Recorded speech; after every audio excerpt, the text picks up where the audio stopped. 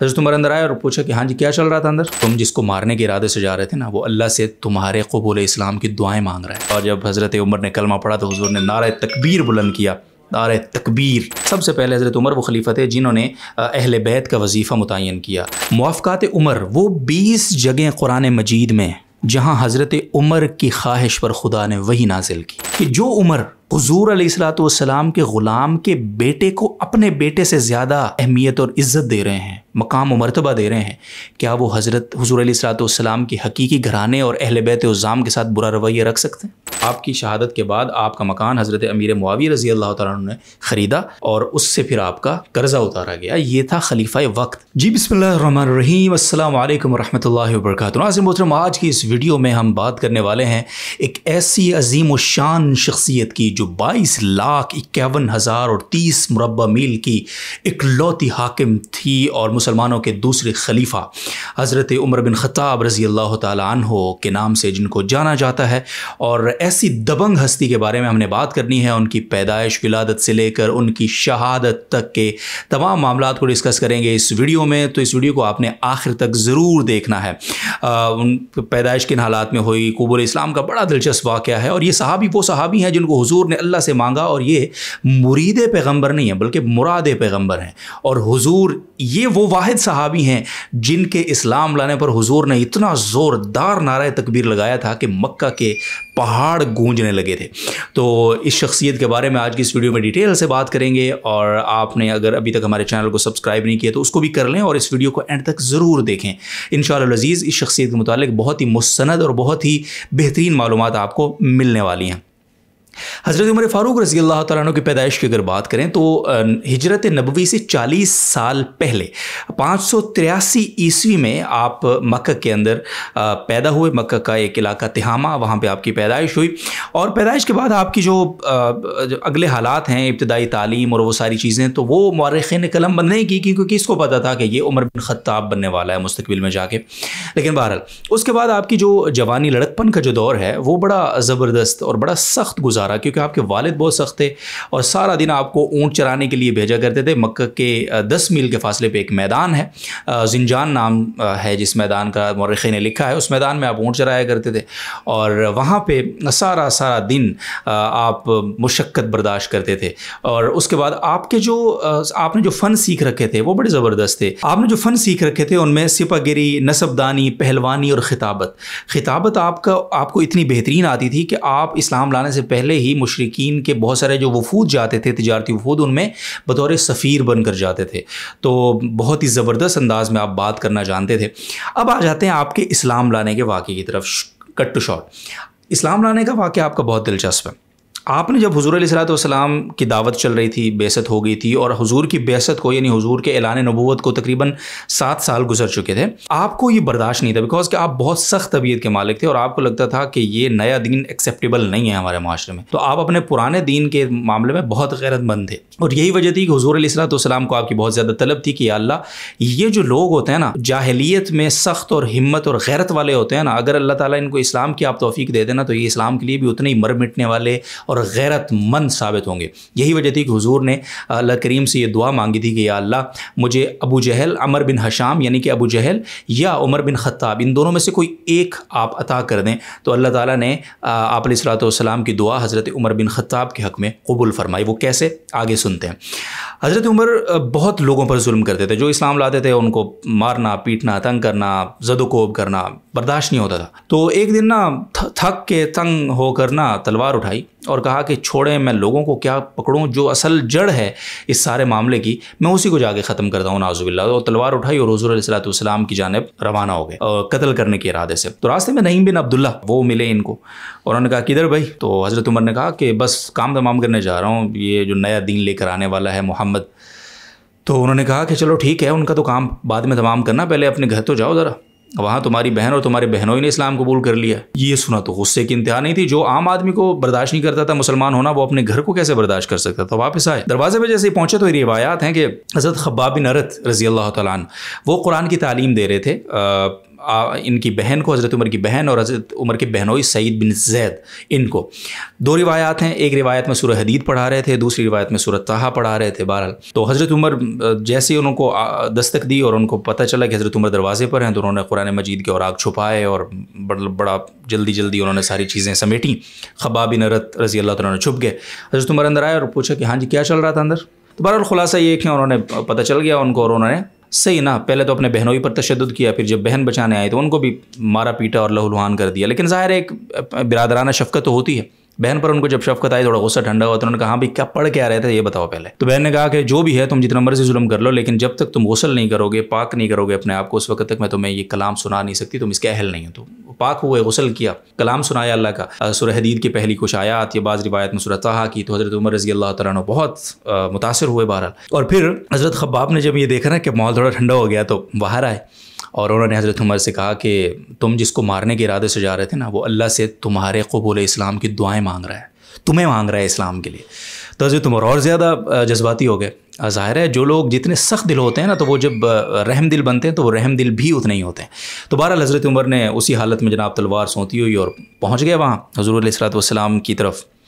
اب جناب وہاں پہ جب پہنچے تو حضرت حمزہ رضی اللہ تعالیٰ عنہ دیکھ رہے تھے دور سے کہ آ رہے ہیں اور بڑے جوبن میں، بڑے جذبات میں آ رہے ہیں. تو بعض صحابہ نے جو پہرے پہ یا وہاں نگرانی پہ مامور تھے، انہوں نے روکنے کی کوشش کی. تو حضرت حمزہ نے کہا آنے دے. آگے حضور علیہ السلام کے پاس آئے اور اسلام قبول کیا، کلمہ پڑھا. حضور علیہ السلام سے کہا کہ یا رسول اللہ مجھے کلمہ پڑھا دیں. حضور نے کلمہ پڑھایا اور جب حضرت عمر نے کلمہ پڑھا تو حضور نے نعرہ تکبیر بلند کیا، نعرہ تکبیر. اور روایات میں یہ ہے کہ پوری وہ جو پہاڑیاں تھیں مکے کی وہ گونجنے لگیں آپ علیہ الصلوۃ والسلام کے اس نعرے سے. تو آپ سوچیں کہ کیا وہ منظر ہوگا. بہرحال اس کے بعد اسلام قبول ہو گیا. اس وقت آپ کی عمر کوئی 27 برس تھی. آپ علیہ الصلوۃ والسلام کی اعلان نبوت کو 7 برس ہو چکے تھے. 6-7 سال آپ مکہ میں رہے اور بڑا زبردست وہ دور تھا. جب حضرت عمر اسلام لے آئے تو بڑے اعلانیہ انہوں نے نمازیں وہاں پہ شروع کیں اور بہترین ایک ماحول بنا. مسلمانوں کی شان و شوکت میں اضافہ ہوا. تھوڑا سا بھرم آ جاتا ہے نا جیسے ظاہر اتنی بڑی شخصیت کے آنے سے. لیکن بہرحال کتنا اکیلے آدمی تھے، کتنا مقابلہ کرتے ان مظالم کا. سہے، مظالم بھی سہے. 6-7 سال ان مظالم کو سہنے کے بعد پھر تقریباً آپ نے تقریباً کوئی 13 یعنی آپ علیہ الصلوۃ والسلام کی بعثت کے 13 برس کے بعد آپ نے ہجرت کا فیصلہ فرمایا اور 20 لوگوں کو لے کر آپ ہجرت کر گئے مدینہ کی طرف. اور آپ یہ بات بھی میں آپ کو بتاؤں کہ حضرت عمر رضی اللہ تعالیٰ عنہ صرف یہ نہیں کہ سخت تھے اور مطلب بڑے قبیلے سے آپ کا تعلق تھا، نسب کے اعتبار سے بھی بہت شریف اور بڑے اعلیٰ نسب کے حامل تھے، بیکاز کہ قریش سے تھے اور آپ کا نسب 9ویں پشت میں حضور علیہ الصلوۃ والسلام سے بھی جا کے ملتا ہے. اور پھر آپ نے ہجرت جب کی اور جب اسلام لائے تھے تو 40ویں وہ بندے تھے حضرت عمر جو اسلام لائے تھے. اور اس وقت جب حضور نے اعلان نبوت فرمایا تھا تو ٹوٹل قریش، پورے قریش میں صرف 17 لوگ ایسے تھے جو پڑھنا لکھنا جانتے تھے. ان میں ایک حضرت عمر بھی تھے. تو بہت اہمیت کے حامل. بہرحال مدینہ تشریف لے گئے 6-7 سال ظلم و ستم سہنے کے بعد. اس کے بعد پھر ایسا حضور علیہ الصلوۃ والسلام میں مدینہ تشریف لے گئے. یہ تو ان کی ہجرت کا معاملہ ہے، واقعہ ہے. اب بہرحال چونکہ ہم حضرت عمر رضی اللہ تعالیٰ عنہ کی خلافت میں ہم نے فوکس کرنا ہے تو ہم آگے بڑھتے ہیں. اب آ جاتے ہیں کہ خلافت حضرت عمر رضی اللہ تعالیٰ عنہ کی خلافت کا جو معاملہ ہے، یہ حضرت ابوبکر صدیق رضی اللہ تعالیٰ عنہ کی خلافت کے فوراً بعد دوسری خلیفہ بنے مسلمانوں کے. 2-2.5 سال حضرت ابوبکر کی خلافت رہی. اس کے بعد جو حضرت عمر کی اوتھ ٹیکنگ ڈیٹ ہے وہ میں ایکچولی آپ کو بتا دوں، وہ ہے 23 اگست اور 634 عیسوی بمطابق 22 جمادی الثانی 13 ہجری. یعنی نبوت ہجرت کے 13 برس اس وقت مکمل ہو چکے تھے. آپ علیہ الصلوۃ والسلام کا زہر وصال تھا، 3را سال تھا اس وصال کو. آپ نے خلافت سنبھالی اور 10 سال تقریباً مسلمانوں کے آپ خلیفہ رہے. اور ایک بہت ہی خوبصورت اور بڑا ہی سنہرا دور تھا جس میں انصاف، جس میں احتساب، جس میں بڑے بڑے محکمے قائم ہوئے. وہ محکمے جن کی ڈیٹیل ہم ایک مستقل ویڈیو میں انشاءاللہ العزیز آپ کی خدمت میں لے کر آئیں گے.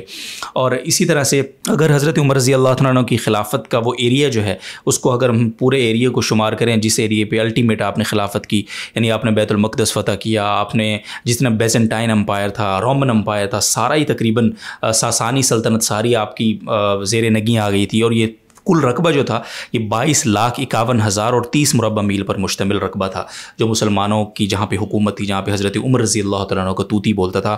پھر حضرت عمر رضی اللہ تعالیٰ عنہ نے پہلی بار صوبوں میں تقسیم کیا اپنی سلطنت کو، سارے وہ صوبے مختلف ناموں سے صوبے بنائے گئے، مختلف چھوٹے چھوٹے شہر بنائے گئے، وہاں پہ عمال بھیجے گئے، گورنر لگائے گئے، کلیکٹر کا عہدہ آپ کے دور میں سب سے پہلے وہ اس کو متعارف کروایا گیا۔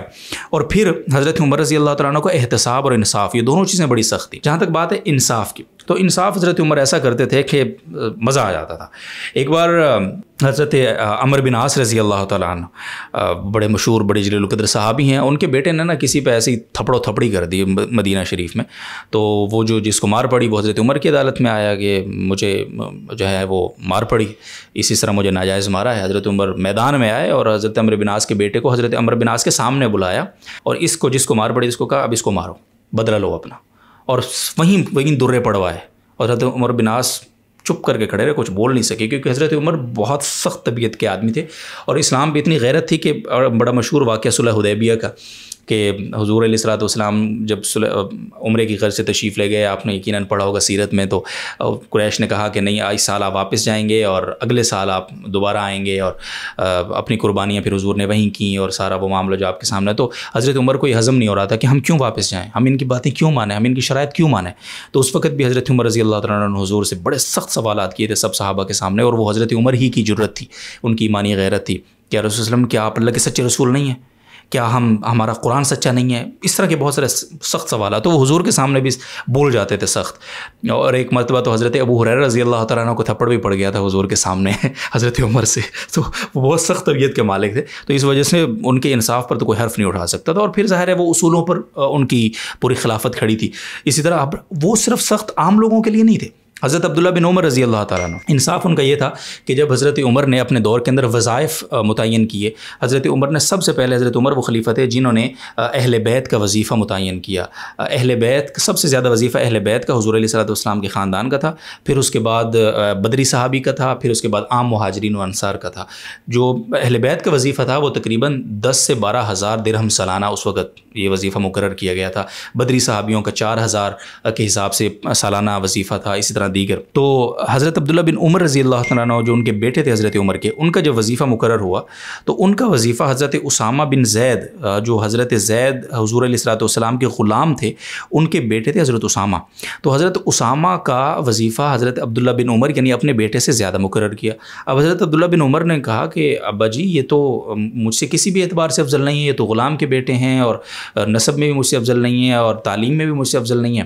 تو کیا فرمایا حضرت عمر نے؟ فرمایا کہ حضرت اسامہ کو یعنی حضرت زید کے بیٹے کو حضور علیہ الصلوۃ والسلام آپ سے زیادہ عزیز رکھتے تھے، اس لیے مجھے بھی وہ آپ سے زیادہ عزیز، اور چپ کروا دیا۔ آپ اس سے یہ چیز بھی سمجھیں کہ جو عمر حضور علیہ الصلوۃ والسلام کے غلام کے بیٹے کو اپنے بیٹے سے زیادہ اہمیت اور عزت دے رہے ہیں، مقام و مرتبہ دے رہے ہیں، کیا وہ حضرت حضور علیہ الصلوۃ والسلام کے حقیقی گھرانے اور اہل بیت عظام کے ساتھ برا رویہ رکھ سکتے؟ اس سے اندازہ لگا۔ یہ سوال میں آپ کی طرف چھوڑ کر جا رہا ہوں۔ خیر آگے بڑھتے ہیں۔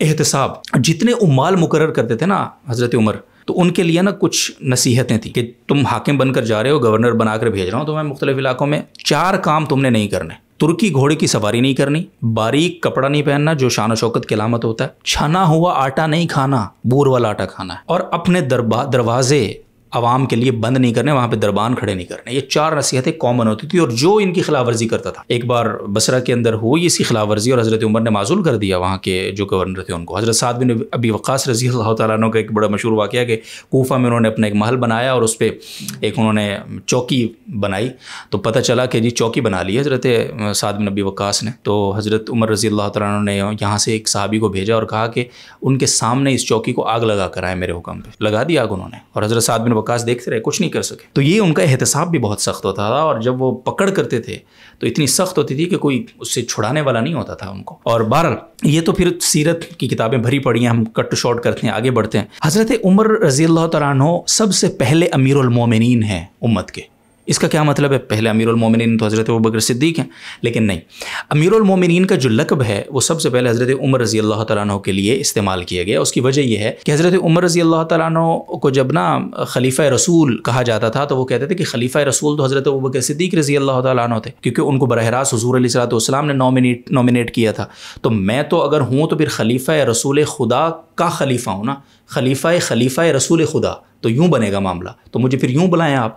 تو حضرت مغیرہ بن شعبہ رضی اللہ تعالیٰ عنہ جو بڑے مشہور صحابی ہیں، انہوں نے کہا کہ حضرت عمر کو کہا کہ آپ چونکہ تمام مومنین کے، تمام امت کے، تمام مومن مرد و عورت کے امیر ہیں، ان پر خلیفہ ہیں، تو کیوں نہ آپ کو امیر المومنین کہا جائے؟ تو اس پر حضرت عمر نے کہا کہ ہاں یہ ٹھیک ہے، آپ مجھے امیر المومنین کہہ سکتے ہیں، خلیفہ رسول تو حضرت ابوبکر صدیق ہی تھے۔ تو یہ آپ دیکھیں یہاں گین اصول پرستی۔ اچھا پھر ایک چیز اور، اتنے بڑے رقبے کے مالک اور اتنے بڑے حکمران، ان کی دنیا سے بے رغبتی، کیا دولت تھی ان کے پاس؟ کچھ بھی نہیں، جتنی آتی تھی سب بیت المال میں جمع ہوتی تھی، اور بس بیت المال سے ایک معمولی سا وظیفہ آپ کا آتا تھا جو ایک عام مزدور کے برابر ہوتا تھا، وہی آپ خرچ کرتے تھے۔ اور جب آپ کی وفات ہوئی تو وصیت کے مطابق آپ نے وصیت کر رکھی تھی کہ جب میری وفات ہوگی تو میرا جو مکان ہے یہ فروخت ہوگا، اور اس فروخت کرنے کے بعد جو پیسے آئیں گے اس سے میرا قرضہ اتارا جائے گا۔ تو آپ کی شہادت کے بعد آپ کا مکان حضرت امیر معاویہ رضی اللہ تعالیٰ عنہ نے خریدا، اور اس سے پھر آپ کا قرضہ اتارا گیا۔ یہ تھا خلیفہ وقت، یہ تھے حضرت عمر فاروق رضی اللہ تعالیٰ عنہ۔ اور حضرت عمر جو ہیں وہ یعنی کتنا ان کو اہل بیت سے محبت تھی۔ ان کے بارے میں اہل بیت کے جو اقوال ہیں، حضرت علی رضی اللہ تعالیٰ عنہ کا ایک بڑا زبردست ان کے بارے میں فرمانا ہے، اور وہ ایک بڑا دلچسپ قصہ ہے، میں آپ کو تھوڑا سا سنا دیتا ہوں۔ حضرت علی رضی اللہ تعالیٰ عنہ نے ایک دفعہ، ان سے روایت ہے کہ رسول اکرم صلی اللہ علیہ وسلم کو فرماتے ہوئے سنا کہ عمر بن خطاب سراج اہل الجنہ، کہ وہ اہل جنت کے سردار ہیں۔ تو حضرت عمر تک یہ بات پہنچی تو حضرت عمر جو ہے نا حضرت علی کے پاس تشریف لائے اور کہا کہ جو آپ نے کہا ہے نا اس کو مجھے لکھ کر دیں، کسی کاغذ، دلیل چاہیے مجھے، اہل بیت کی دلیل۔ حضرت علی سے لکھوایا، اور لکھوانے کے بعد وصیت کی کہ میرے کفن میں یہ کاغذ کا ٹکڑا رکھ دینا، تاکہ میں جب میری حساب کتاب ہو تو میں دکھا سکوں کہ حضور علیہ الصلوۃ والسلام نے مجھے میرے متعلق یہ فرمایا تھا، اور اس کے گواہ حضرت علی ہیں۔ تو یہ تو ان کے اہل بیت کی باتوں پہ یقین تھا، اور ضمانت، اپنی جنت کی ضمانت انہوں نے اہل بیت سے لی ہے۔ تو آپ اس سے اندازہ لگائیں، اور اہل بیت سے حضرت علی سے خاص ان کی محبت تھی۔ حضرت علی کے داماد تھے بھائی، وہ ظاہر ہے حضرت ام کلثوم رضی اللہ تعالیٰ عنہ ان کی آخری زوجہ تھیں، حضرت علی کی بیٹی۔ اور پھر بیت المقدس کے لیے جب روانہ ہوئے اس مہم پر 16 ہجری میں حضرت عمر، تو حضرت عمر اپنی جگہ جو خلافت کی مسند تھی اس پر حضرت علی کو بٹھا کر گئے۔ یہ اعتماد اور باہمی رشتہ اور محبت اور تعلق تھا نا۔ بہرحال آگے بڑھتے ہیں اور اینڈ کرتے ہیں اس ویڈیو کا۔ اور حضرت عمر رضی اللہ تعالیٰ عنہ کی اولاد کی اگر ہم بات کریں تو حضرت عمر کی تقریباً 4 سے 5 شادیاں تھیں، 2 ان میں سے ان کو طلاق ہو گئی، کیونکہ ظاہر وہ مشرکہ تھیں، اور مشرکہ سے ظاہر مسلمان کا نکاح نہیں ہو سکتا، ان کو طلاق ہو گئی تھی۔ بہرحال آگے بڑھتے ہیں۔ حضرت عمر رضی اللہ تعالیٰ عنہ کی جو اولاد ہے ان میں حضرت حفصہ جو کہ آپ علیہ الصلوۃ والسلام کی زوجہ بھی تھیں، وہ آپ کی اولاد میں سے آپ کی صاحبزادی ہیں۔ اسی طرح جو آپ کے بیٹے ہیں ان میں عبداللہ بن عمر، عاصم بن عمر، ابو شحمہ، عبد الرحمن، زید اور محیر، یہ آپ کے 6 بیٹے ہیں، اور ایک بیٹی حضرت حفصہ رضی اللہ تعالیٰ عنہ۔ تو یہ تو حضرت عمر رضی اللہ تعالیٰ عنہ کی اولاد۔ آگے ہے موافقات عمر، ایک بہت زبردست باب ہے، جس کو میں نے تھوڑا لیٹ ڈسکس کیا۔ موافقات عمر وہ 20 جگہیں قرآن مجید میں جہاں حضرت عمر کی خواہش پر خدا نے وحی نازل کی۔ ان پر انشاءاللہ میں ایک مستقل ویڈیو میں آپ کو وہ 20 جگہ ڈیٹیل سے، دلیل سے انشاءاللہ العزیز آپ کو سمجھائیں گے، پورے پس منظر کے ساتھ، کیونکہ ویڈیو آلریڈی بہت لمبی ہو گئی ہے۔ اب آتے ہیں مرویات۔ حضرت عمر رضی اللہ تعالیٰ عنہ سے احادیث جو مروی ہیں ان کی تعداد ہے 1630، 1630 احادیث آپ سے مروی ہیں، جن میں سے 170 احادیث وہ متفق علیہ ہیں، یعنی بخاری اور مسلم دونوں نے ان کو روایت کیا ہے۔ تو یہ آپ ایک بہت بڑا ذخیرہ آپ سے احادیث کا بھی ظاہر مروی ہے۔ حضرت عمر رضی اللہ تعالیٰ عنہ کا یہ بھرپور دور، جس میں بہت بے شمار فتوحات، اور میں نے جس طرح عرض کیا کہ 22 لاکھ اور کتنا 51,030 مربع میل پر آپ کی حکومت، اور سارے علاقے زیر نگیں آ گئے۔ یہ بھرپور دور حکومت تقریباً 10 سال جاری رہا، اور اس کے بعد ظاہر ہے جتنا آپ آگے بڑھتے ہیں، جتنا آپ بڑے ہوتے ہیں، جتنا آپ بلند ہوتے ہیں، جتنا آپ کو مقام و مرتبہ ملتا ہے، اتنے آپ کے دشمن بھی ظاہر بڑھتے ہیں۔ تو 26 ذی الحج کا وہ بد نصیب دن جب فجر کی نماز میں، اچھا اس سے پہلے حضرت عمر رضی اللہ تعالیٰ عنہ نے اپنی شہادت سے پہلے خواب دیکھا تھا کہ مجھے نا خواب میں انہوں نے یہ دیکھا کہ ایک مرغہ ہے جو آپ کے پیٹ میں چونچ مار رہا ہے، اپنی تیز نوکدار چونچ آپ کے پیٹ میں، آپ کے شکم میں مار رہا ہے۔ تو حضرت عمر نے اس کی تعبیر پوچھی، اور یہ خود سمجھ گئے تھے وہ کہ میری شہادت کے دن قریب ہیں۔ اور اسی کے مطابق انہوں نے سارے معاملات اپنے سمیٹنا بھی شروع کر دی، اور بہرحال وہ دن آیا کہ 26 ذی الحجہ فجر کی نماز میں آپ پہنچے، اور ابھی آپ نے تکبیر تحریمہ ہی باندھی تھی کہ ابو لولو فیروز نامی ایک بدبخت نے آپ کے اوپر خنجر سے وار کیے، اور تقریباً 3 سے 4 وار کیے، آپ کے پیٹ میں خنجر مارا، اور اس حادثے میں جب وہ بھاگنے کی اس نے کوشش کی تو صحابہ ظاہر صف بنا کر کھڑے تھے تو بھاگ تو وہ نہیں سکا، لیکن اس دوران کوئی 7-8 اور صحابہ بھی شہید ہوئے اس کے وار سے، دوبارہ گرفتار ہو گیا وہ۔ آپ لڑتے رہے اس بیماری سے، اس زخم سے، اور بالآخر 1 محرم الحرام تقریباً یہ 26 ذی الحجہ کو حملہ ہوا ہے آپ پہ، یہ 24 ہجری 26 ذی الحجہ 24 ہجری کا یہ سال ہے، اور 26 کو حملہ ہوتا ہے، اور 1 محرم الحرام کو آپ شہید ہو جاتے ہیں اور اس دنیا سے کوچ کر جاتے ہیں، اور آپ کا روزہ، آپ کا جو مزار ہے وہ تو ظاہر ہے آپ مدفون ہیں آپ علیہ الصلوۃ والسلام کے پہلو میں، تو پہنچی وہیں پہ خاک جہاں کا خمیر تھا۔ تو ناظرین محترم، یہ حضرت عمر رضی اللہ تعالیٰ عنہ کے کچھ مختصر ترین ہم نے کوشش کی، ظاہر ہے اس جو ویڈیو بنانے کے لیے جو مواد ہم نے لیے، اس سے الفاروق علامہ شبلی نعمانی اس کا احاطہ کیا گیا ہے، خلفائے راشدین حضرت مولانا عبدالشکور لکھنوی اس سے استفادہ کیا گیا ہے، اور اسود الغابہ ایک کتاب ہے عربی کی، اس سے استفادہ کیا گیا ہے۔ کوشش کی گئی ہے کہ مستند انداز میں ان کی کچھ حالات آپ تک پہنچا سکیں۔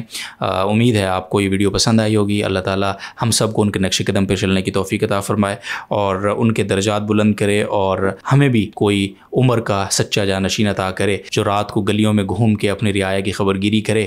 اور حضرت عمر کا میں ایک پہلو اور بھی جاتے جاتے یہ عرض کر دوں کہ وہ تھے تو بہت سخت، احتساب بھی بہت تھا، انصاف بھی بہت تھا، لیکن عاجزی بھی اتنی ہی تھی، لوگوں کے لیے ہر وقت موجود رہتے تھے، لوگوں کو احتساب کے لیے اپنے آپ کو بھی لوگوں کے سامنے پیش کرتے تھے، عام رعایا کے سامنے۔ وہ بڑا مشہور واقعہ ہے کہ جب ممبر پہ بیٹھے تو ایک آدمی کھڑا ہوا مجمع سے، اور اس نے کہا اتق اللہ یا عمر، اللہ سے ڈرو ہے عمر، تم نے جو کپڑے اپنے جسم پہ تم نے ہمیں کپڑے تقسیم کیے ہیں، ایک چادر ہے اور خود تم نے 2 چادریں پہنی ہوئی، یہ کیوں، کہاں سے آئی ہیں یہ چادر، پہلے اس کا حساب دو پھر ممبر پہ چڑھو۔ تو حضرت عمر نے اپنے بیٹے عبداللہ کو کھڑا کیا اور بتایا، کہا کہ ذرا صفائی دو۔ تو حضرت عبداللہ بن عمر رضی اللہ تعالیٰ عنہ مجمع کو بتایا کہ جب بابا کو وہ کپڑا ملا جو ان کے حصے میں آنا تھا عام لوگوں کی طرح، تو وہ کپڑا ان کے جسم پہ پورا نہیں آتا تھا، کیونکہ ظاہر بہت ہی بڑے قد کے مالک شخصیت ہے حضرت عمر۔ تو انہوں نے پھر میں نے اپنا جو کپڑا تھا وہ بابا کو ہدیہ کیا، کیونکہ ان کے پاس پہلے جو لباس تھا وہ بالکل بوسیدہ تھا، وہ اس قابل نہیں تھا کہ وہ پہن کے ممبر پر آئیں۔ تو یہ بھی ان کا ایک پہلو ہے ان کی زندگی کا، اور یہی خوبصورت پہلو ہے۔ اور اللہ تعالیٰ ہمیں بھی عمر رضی اللہ تعالیٰ عنہ کے نقش قدم پر چلنے والے حکمران نصیب کرے، تاکہ ہمارے ہاں بھی خوشحالی کا بول بالا ہو، انصاف کا بول بالا ہو۔ اللہ تعالیٰ ہم سب کو حامی و ناصر ہو۔ اجازت دیجیے، اپنا خیال رکھیے، اللہ حافظ۔